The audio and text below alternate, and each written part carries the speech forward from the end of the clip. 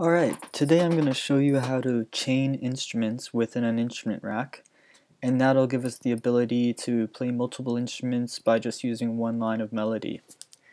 And we can also chain different effects alongside that, and you'll see as we go on. So to start off, I've just got a blank document. I'm going to open up an instrument rack here. I'm going to drop that because we're not going to use it. And I'm just going to put into our instrument rack here just some presets, since we're not going to worry too much about creating sounds in this. We're just going to learn about chaining. So I've got the Body Rocks lead here, and you might recognize it. It's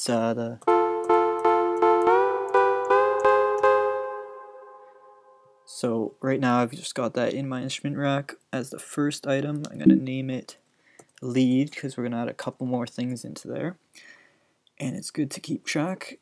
I'm going to add in a second one, and all this one is the bass equivalent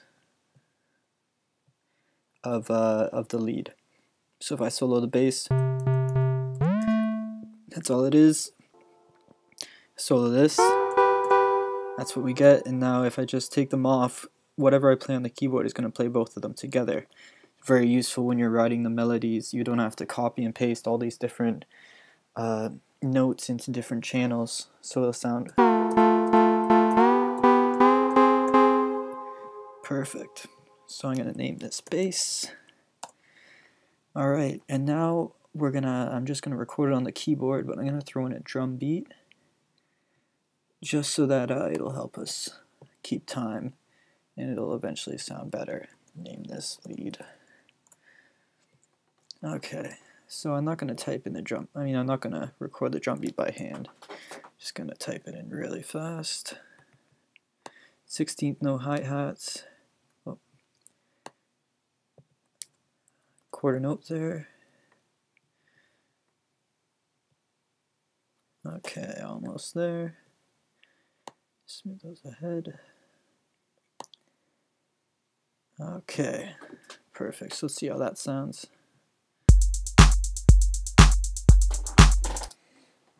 Nothing too crazy, just something to keep the beat in the background for when we're recording. So we've got our two instruments here within the instrument rack on the lead channel, and I'm just going to record in that little melody from Body Rocks.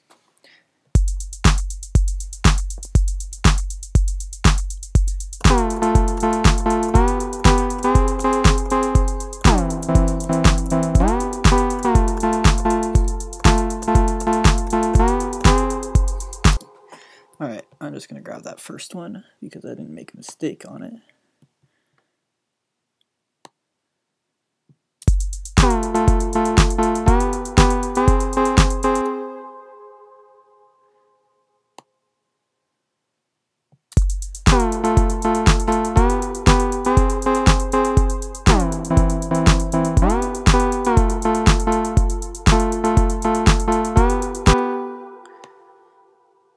Okay, made a little mistake at the beginning here.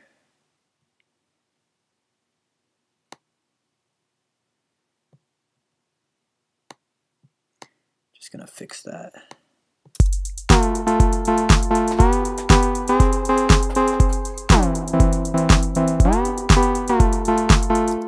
not gonna quantize the rest, it's pretty close. Alright, so now what we're gonna do is we're going to use the chaining function right here to manipulate the instruments.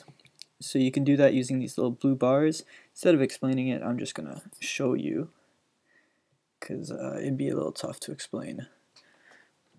So same thing, I'm going to grab a new massive instrument, drop it in there, but I'm actually going to make it the same one as the first one that we set up, the lead line.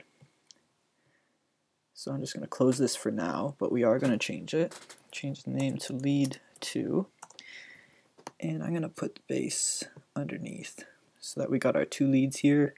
I'm going to stretch this one out as well because these are the two that we'll be altering. basically, for this chain function, you have this selector, and this will change the sound depending on how you have these little blue bars here arranged. So if we were to do something like this, you'll notice a crossover pattern. So if we're all the way over here, we're all the way on instrument 1, and as we move further over, instrument 2 takes over until there's no volume left in instrument 1. So once we vary instrument 2 slightly, we'll actually be able to move, automate this selector to move around through this area, and you'll get a different sound as it passes through the different combination of the crossfade. So to alter our instrument 2, we're going to want to have it all the way over here so that all we hear is instrument 2 and the bass, of course, because we've got that one on full throughout. So I'm just going to put that on line. Okay, and I'm going to open it up. All you have to do is have it highlighted, and this will be your massive here. And this, when I alter this massive, it won't affect these other two. So now that we're in massive, we're just going to do some real easy sort of changes. So we'll change the sound to be something like this. So we get a much brighter sound as the envelope pushes the cutoff that much higher because we're moving the starting point up. And we're also going to add some feedback in.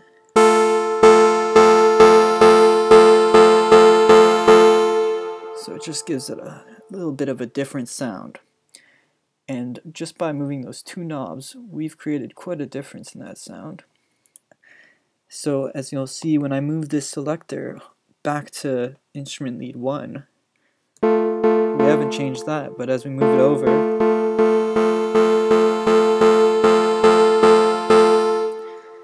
so now what we can do is we're going to automate that to sort of follow the beat. So as the notes get higher, we'll add in more high frequencies, and you'll see as I open up the envelope here, I've already got it selected, so when I open up the envelope, it should be the first thing that comes up, instrument, chain selector. That's exactly what we want. So I'm going to start it out here at, I'm just going to set a little node here because we want it to be at 0 for the beginning. And then as we hit these higher notes, we want it to slowly build up. And actually we're going to want it to be quite dramatic because this is a really large scale for some reason. And you can't sort of zoom out. So let's just hear how that sounds so far. Nope, we're going to have to put it back on auto. We want to have a bit more of a different, more drastic effect than that. We'll put it up to 24. And we'll give it a bit less of a steep incline.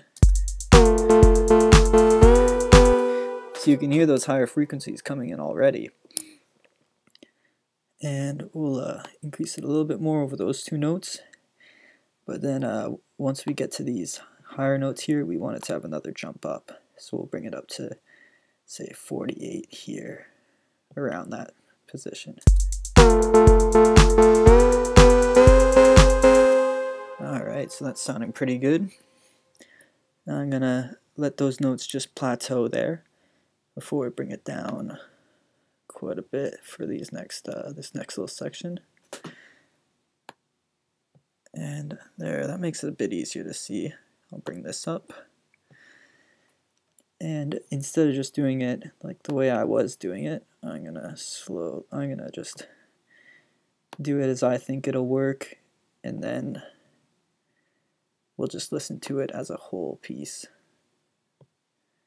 And we want this to come down because we are going to get back to the beginning after these notes. Let's see how that sounds.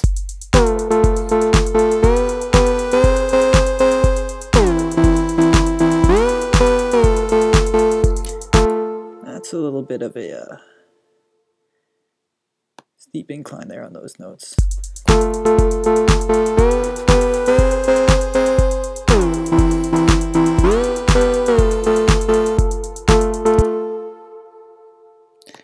And we'll have that drop down so it's not a complete cutoff. That's pretty steep though.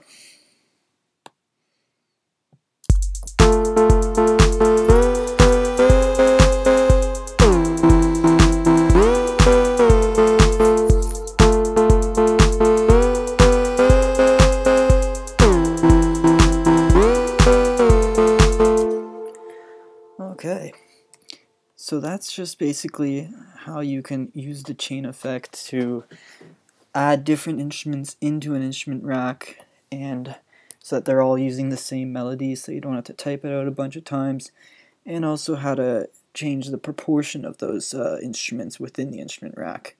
And the more drastic you make it, the more of an effect you can get on how much you'll get those big, easy to control filter sweeps.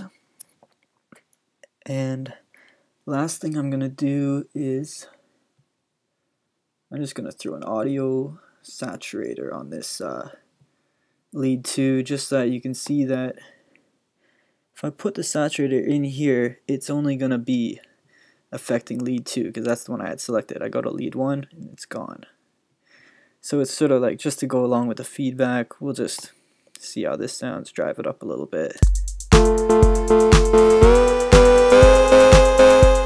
Yeah, it's a little bit too much, but you can see that as you add audio effects, you can also put them on the different channels within. And our bass was just running at full volume throughout all that. We don't really have to automate that at all, because it's just sort of in the background. And that's everything that I'm going to go over today. Just how to use chaining. And once you get used to it, it is pretty, it's a useful function to know how to do. So I will see you next time. And I'm not quite sure what I'm actually going to do for the next tutorial, so it'll be a bit of a surprise.